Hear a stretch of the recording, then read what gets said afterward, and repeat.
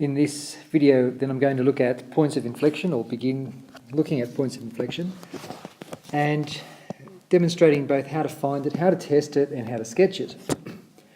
And I'm going to ignore, most of the algebra here. You can look at that in your own time. So I'm concentrating and trying to shorten these videos just into what, the content of inflection. Now, I'm going to leave this with you. I'd like you to look at this very carefully, because there's a mistake in it. Try and find what the mistake has been. So all I'm looking for is stationary points at this stage. Have a look, and I'll come back to this later just to see if you can find the error, but I'm going to move on straight away.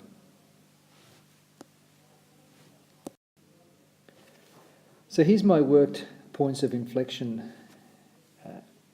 here's our equation up here. First derivative, I'm just sorting the first derivative out. So notice that I've factorised, solved. Now, here's my suggestion too. Okay, you need to communicate each time what the decisions you're making. So for stationary point, dy dx equals 0, or y dash equals 0, or f dash x. Blah, blah, blah, you can follow that. When you find your 2 points, okay, here's our 2 solutions to this. Put them in numerical order, because what we're going to do later is sketch them. And of course, when you're moving on an axis from left to right, then you've got x equals -1 first and x equals 5 on 3 second. As soon as you find the x coordinate, go back, substitute -1 into this thing here to get your y coordinates. So every time you've got this set of, as you go, I'll just change that pen. -1, 0, there's your first set of coordinate, the turning point, and 5 on 3, -9.5. Okay, so in terms of technique, just get those out early. Okay, now you've got to test your stationary point, and I haven't tested here because I'm really focusing on point of inflection. But of course, you would have to test the nature of both of these things using your second derivative or your first derivative. That's up to you. But when we're looking for point of inflection, you're going to have to find the second derivative anyway. So that's where you would test the nature of those points with the second derivative. Okay, now what we did is we found the first derivative up here to be reasonably complex. So I've simplified it.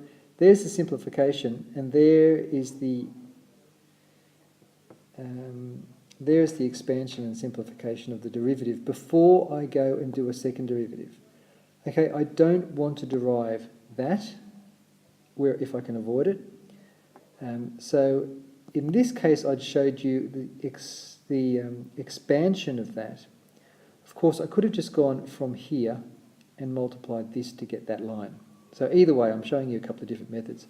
The second derivative is just this, and a point of inflection is found where that second derivative is equal to 0, and that's at 1/3.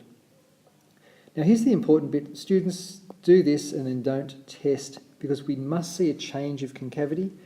So I'm going to test points either side of 1/3, 0 and 1. What are the answers when I substitute 0 into the second derivative equation? -2 and 4, and what that tells me is that there is -0 positive, there is a change of concavity, and therefore there is a point of inflection there. And again, what you've got to do is find that value there. So there's the working for point of inflection. Let's have a look at the graph. So I'm using an application called Desmos, which is a free app on your iPad. I strongly recommend you get that.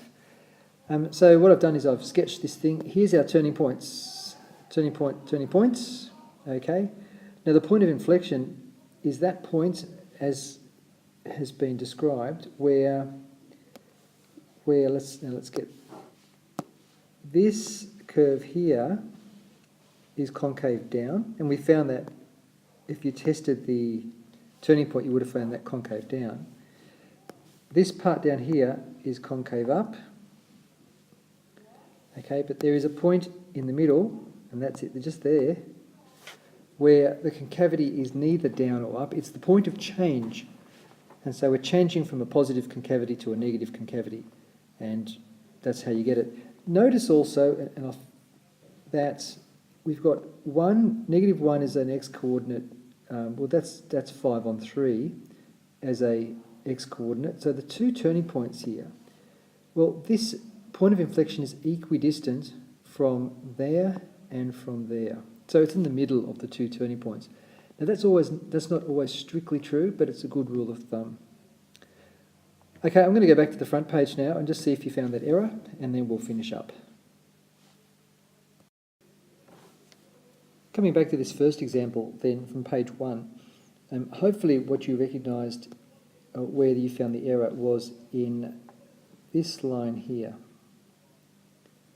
Okay, now what's happening here is that here we go, there's the stationary point have to equal 0, and I just moved this terms over to the right hand side. And what's happened here is x plus 1 squared and x plus 1 has been cancelled just to leave one of those x plus 1s. Now what's the problem with cancelling x plus 1 from both sides?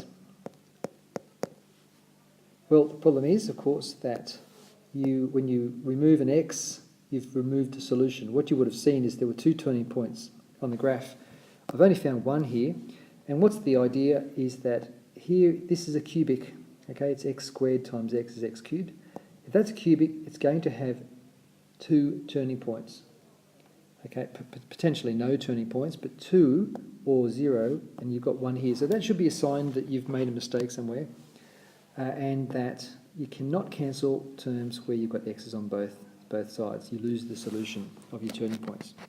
Okay, so there's the end of this video.